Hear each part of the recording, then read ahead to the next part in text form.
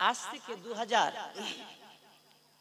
প্রায় 20 সম্ভবত হবে, 20 না হলেও 21 হবে। ইউটিউব দেখলে বোঝা যাবে, ইউটিউব দেখলে বোঝা যাবে। শুনছেন কথা? ইউটিউব দেখলে বোঝা যাবে।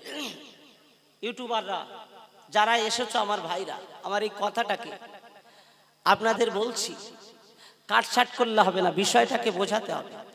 ইউটিউব দেখলে বোঝা যাবে কি 2000 সম্ভবত 21 হবে, 20 না হলে 21। আমার নামে এক ইউটিউবার, এক ইউটিউবার সে আমার নামে এমন একটা ভিডিও তৈরি করেছে যে ভিডিওটা অত্যন্ত ভাবে আমার হৃদয় আজও দেখলে আমার হৃদয়টা ফেটে যায়। আমি তাকে আবেদন করেছি যে ভাই, আমি তো এসবে দোষী না, কষ্ট আমার এসবে আমি অন্যায় করিনি, তুমি আমার নামে এরকম করেছো কেন? তুমি তুলে নাও, দয়া করে তুলে নাও। তাছাড়াও এই ইউটিউবারের আবার একটা ইউনিটি আছে, তাদের আবার একজন লিডার আছে, সেই লিডারদের কাছেও আবেদন করেছি, তুলিনি। বিষয়টা কি বলেছে জানেন? আমার বড় ভাইজানের কথা বলছিলেন না, আমি বলছি জবান আর হাত দিয়ে যদি কষ্ট দেয় তাহলে কিন্তু সেই ইমানদার নয়। এটা নবীর বক্তব্য। কার কথা? জোরে বলেন কার কথা? কথা বলে না, জোরে বলেন কার কথা? রাসূলের কথা। তো কথা হলো কি বলছে, আমি আমার বড় ভাইজান মারা গেলে বড় ভাইজানের যে সম্পত্তি সে পাওনা পাবে, সেই সম্পত্তির হক আমরা এতিমদের হকগুলো আমরা মেরে খেয়ে নিয়েছি, মানে আমি সব নিয়ে নিয়েছি, মানে আমাদের নাম। আহারে, এবং এতিম বাচ্চাদের উপরে অত্যাচার করি। হ্যাঁ, আমি আমার ভাবি আজও আছে, বাংলার মানুষকে কথা একটু না বললে হয় না, আমার ভাবি আজও আছে আলহামদুলিল্লাহ। 2018 থেকে নিয়ে পর্যন্ত আজও আছে। বাচ্চাগুলোকে আমি বুকে রেখে আজও নিয়ে চলছি। তো এই রকম বলেছে, আমি এতিমদের মাল খেয়ে নিয়েছি।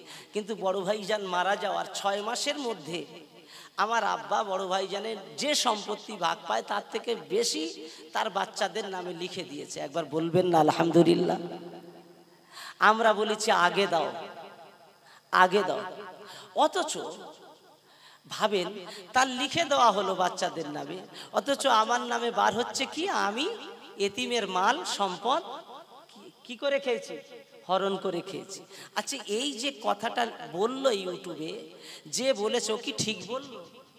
আমি ওকে দাওয়াত করেছি বাড়িতে যে ভাই যত টাকা লাগবে তুই আমার বাড়ি আয়, সব টাকা দেবো, সব টাকা দেবো, আয়, হ্যাঁ তুই বাড়ি আয়, যেখানে যেখানে যেতে হবে। আর আমার ভাবির কাছ থেকে আমি কি ব্যবহার করি তুই একটু লাইভে ছেড়ে দিবি, বলে দেবে।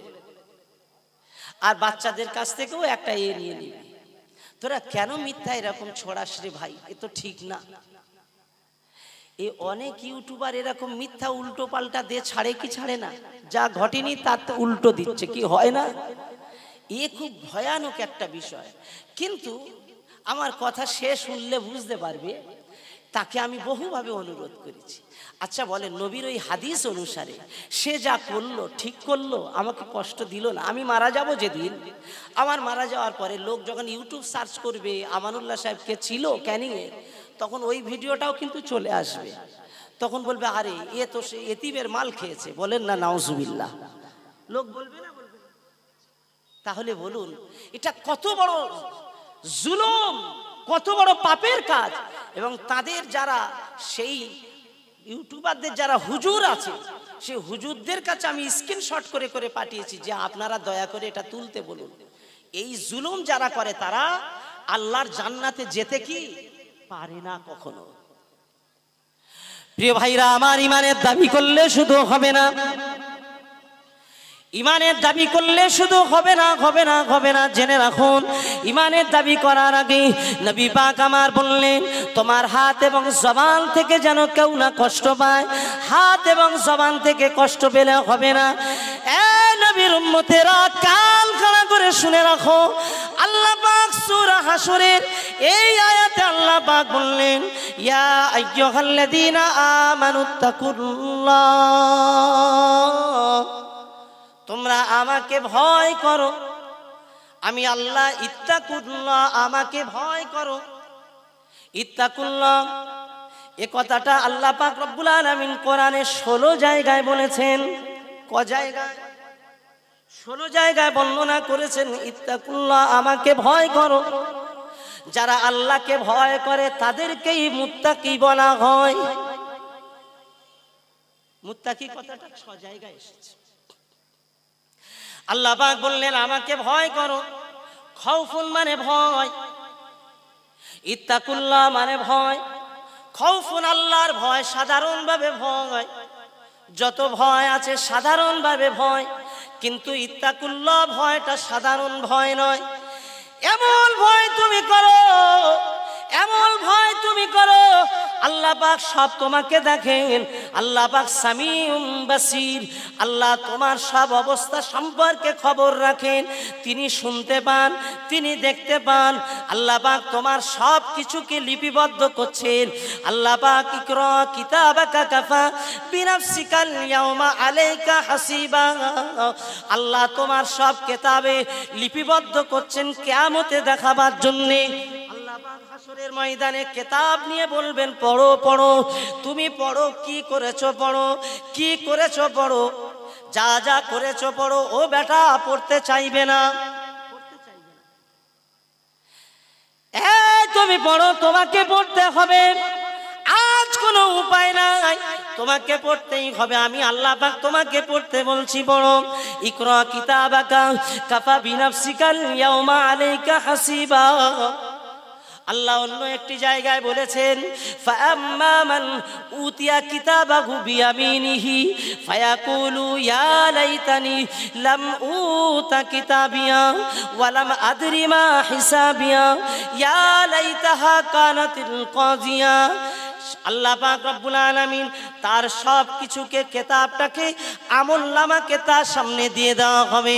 সে বলবেন ফাআম্মা মান উতিয়া কিতাবাহু বিয়ামিনিহি, আমার সামনে যদি আমার আমলনামা না আনা হতো, আমার কিতাব না আনা হতো, কত না ভালো হতো। আমাকে যদি পড়তে না বলা হতো, কতই না ভালো হতো। সে বলবে, কিন্তু আল্লাহ সব পড়তে বলবেন। কি করেছো, যা যা করেছো। কোন দিন তুমি কলিকাতায় গিয়েছো দেখো, কোন দিন তুমি পার্কে গিয়েছো বলো, তুমি নিউ টাউনের পার্কে ঘুরেছো, তুমি কোন দিন কোন জায়গায় বেরিয়েছো, কোন দিন তুমি চিড়িয়াখানায় গিয়েছো, কোন দিন কোন মেলায় গিয়েছো, কোন দিন কোন গান বাজনার মজলিসে গিয়েছো, সব লেখা আছে দেখো। হে যুবক, এ মুসলমানের ছেলেরা, কান খাড়া করে শোনো। আল্লাহ পাক বলেছেন শুধু তাই নয়, তোমার অপরাধটা আমি আল্লাহ শুধু লিখে নিই না, আমি আল্লাহ ফামাইয়া আমাল মিসকালা যাররাতিন খায়রান ইয়ারা ওয়া মাইয়া আমাল মিসকালা যাররাতিন শাররান ইয়ারা। জোরে বলুন, আর একটু জোরে বলুন না সুবহানাল্লাহ। যা করেছো ভালো কাজ, ছোট থেকে ছোট, ছোট থেকে ছোট, যত ভালো কাজ করেছো সব ভালো কাজ আমি আল্লাহ তোমার সামনে তুলে ধরবো। যত খারাপ করেছো সব তুলে ধরবো। যা আছে ভালো আর যা খারাপ একটাও বাদ দেব না, সব আমি আল্লাহ নিয়ে হাজির করব। মহান আল্লাহ পাক বললেন, তুমি যত যা করেছো আজ, আয়েশা সিদ্দিকা বালিকা মাদ্রাসা তাফসীরুল কোরআন মাহফিলে 2 দিন ভাবে ইসালের সবে বসেছো। আমি আল্লাহ এই বসা, কোরআনের মজলিসে বসা, আমি আল্লাহ সেটাও লিখে রেখেছি, আমি আল্লাহ সেটাও তুলে রেখেছি। দেখো, আমি আল্লাহ কিছুই বাদ দিই না, সেটাও আমি আল্লাহ তোমার সামনে আমি তুলে দিয়েছি। তুমি এবার দেখো, দেখো, তুমি সিদ্ধান্ত করো, তুমি পড়ো, তুমি জাহান্নামে যেতে পারবে, জাহান্নামে যাবে কি জান্নাতে যাবে, নিজে নিজে ফয়সালা করো। তুমি নিজে ফয়সালা করো, হিসাব তো আমি করব না, তুমি করে নাও। হিসাব কাকে করতে দেবে? আপনাকে, আমাকে। এই কিতাব দিয়ে বলবেন, ডায়েরিটা দিয়ে বলবেন, তামাম জীবনের জীবনপঞ্জিটা দিয়ে বলবেন, তুমি নিজে নিজে দেখো তুমি কোথায় যাওয়ার উপযুক্ত।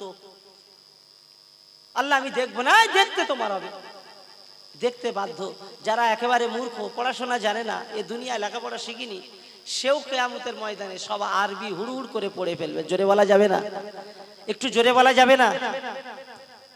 আপনারা সকলেই মুখে আওয়াজ দেন না কেন? একটু মন ভরে যাক, একটু জোরে বলেন সুবহানাল্লাহ।